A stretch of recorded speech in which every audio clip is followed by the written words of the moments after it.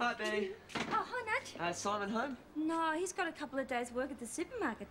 Oh, Oh, Nudge, have you heard about Debbie's arrangement? heard about it. I did it for her. Nearly wore myself out. You arranged it? But she's got a black prince. Oh, well, she won't get anything for it. That's a myth. What is? Black princes. I had one once. Tried to sell it to the chemist for 50 cents, but they don't buy them anymore. But I don't think she wants to sell him. I think she wants to marry him. Well, that's a bit kinky, isn't it? Right. Sit down, Martin. Peggy has something to tell you. All right. What is it? I'm not Peggy. Good. Glad we got that settled. Sit down. Tell him about the other thing. Oh, all right.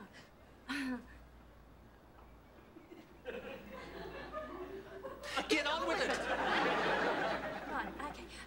See, Nudge arranged for Debbie to get married to a black prince because he couldn't sell him to the chemist. And they're gonna live in darkest Africa. I didn't do any of that. All I did was move the mattresses. This is what you wanted me to hear. My daughter is marrying a cicada. No idea what she's talking about. Betty, where did you hear all this? Well, your mother told me. I told you Debbie was getting married to an African and he was 35. Mum, why did you tell Betty anything? By now, this crazy story is going to be over the entire neighbourhood. Oh, Mr. Cooley, I resent that. I didn't tell a living soul. Hey, have you heard the news? Debbie's getting married to the King of Africa, and they're going to live in his tent and race cicadas. Oh, maybe I told one or two living souls.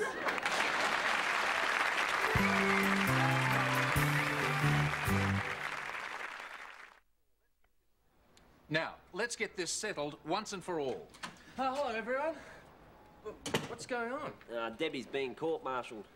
Right, Simon, be quiet. If you're going to stay, sit down and don't interrupt. Now, Deborah, I know my mother can be a totally maddening nuisance. Here, here. Martin? Just a minute, Mum. And I know she's an irritating, interfering pain in the neck.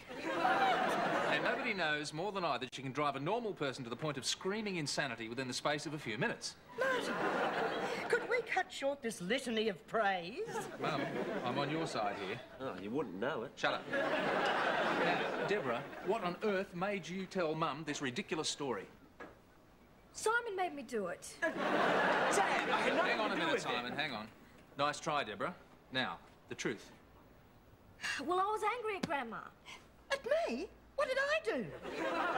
Well, she took over and started organising everything to suit herself, and she was driving me crazy. She's your grandmother. She's supposed to drive you crazy. Yeah, I'm sorry, Dad. No, not to me, to your grandmother. I'm sorry, Grandma. Oh, well.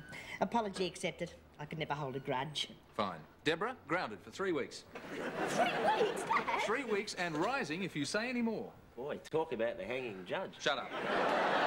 Now, go. You too. Well, I better be going too, Mr. Kelly.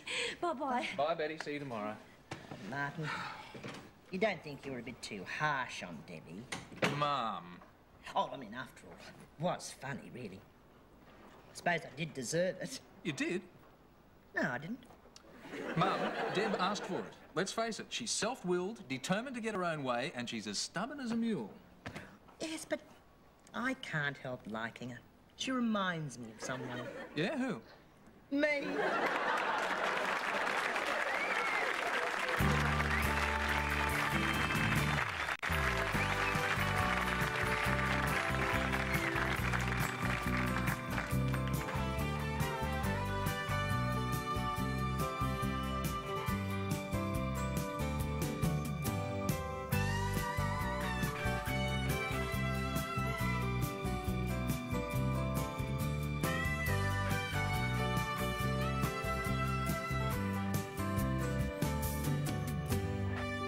The show is recorded in front of a live audience. Hey Dad is a Gary Riley production for the Australian Television Network.